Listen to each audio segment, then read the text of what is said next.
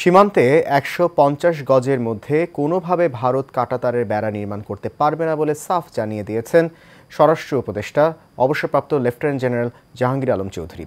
বাংলাদেশ ভারত সীমান্ত পরিস্থিতি নিয়ে সচিবালয়ে সংবাদ সম্মেলনে এই কথা বলেন তিনি। সীমান্তে যেসব অসম চুক্তি আছে তাও বাতিল করা হবে বলে জানান স্বরাষ্ট্র উপদেষ্টা। নূর মোহাম্মদ ভূঁইয়ার রিপোর্টে দেখুন বিস্তারিত।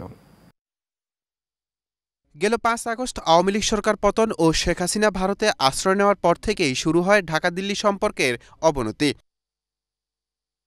গত ৬ মাসে বিভিন্ন ইস্যুতে দুই দেশের সম্পর্ক ৫৩ বছরের মধ্যে একেবারেই তলানিতে এসে ঠেকেছে, যদিও দুই দেশের সরকারের পক্ষ থেকে এই সম্পর্ক স্বাভাবিক রাখার কথা বলছে। I emphasized that India desires a positive, constructive and mutually beneficial relationship with Bangladesh. এরই মধ্যে হঠাৎ করে সীমান্তে নজরদারি বাড়ানোর পাশাপাশি বেশ কিছু জায়গায় কাঁটাতারের বেড়া নির্মাণ করতে যাচ্ছে ভারত। ফলে নতুন করে প্রশ্ন দেখা দিয়েছে ডক্টর মোহাম্মদ ইউনূসের নেতৃত্বাধীন অন্তর্বর্তী সরকারের ৬ মাসের মাথায় দেশটির সঙ্গে সম্পর্ক কোন দিকে এগোচ্ছে। এমতো অবস্থায় সচিবালয়ে ভারত বাংলাদেশ সীমান্তের পরিস্থিতি নিয়ে সংবাদ সম্মেলন করেন স্বরাষ্ট্র উপদেষ্টা জাহাঙ্গীর আলম চৌধুরী। বলেন, সীমান্তে যেসব অসম চুক্তি আছে তা বাতিল করা হবে।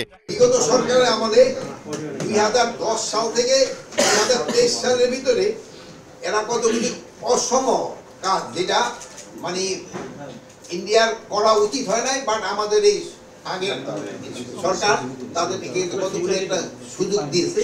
এই সুযোগের ভিতরে এলো তারা প্রায় ১৬০টা স্থানে মানে এক লেয়ার এলাকা কাঁটাতারের বেড়া দিচ্ছে, একটা ঝামেলা আছে। তারপর আবার ৭৮টা স্থানে এখন পর্যন্ত আরেকটা ঝামেলা রয়ে গেছে। এছাড়া উপদেষ্টা বলেন, সীমান্তের ব্যাপারে কঠোর অবস্থানে রয়েছে বাংলাদেশ। আমাদের বিজিবি শক্ত অবস্থান নেওয়ায় তারা এই জায়গা থেকে কাজ বন্ধ করতে বাধ্য হয়েছে।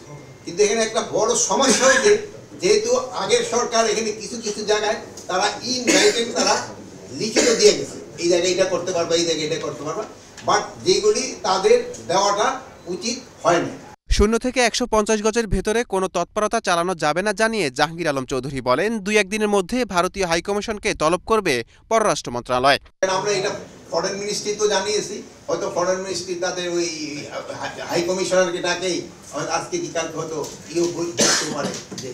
নূর মোহাম্মদ ভূঁইয়া, এশিয়ান টেলিভিশন, ঢাকা।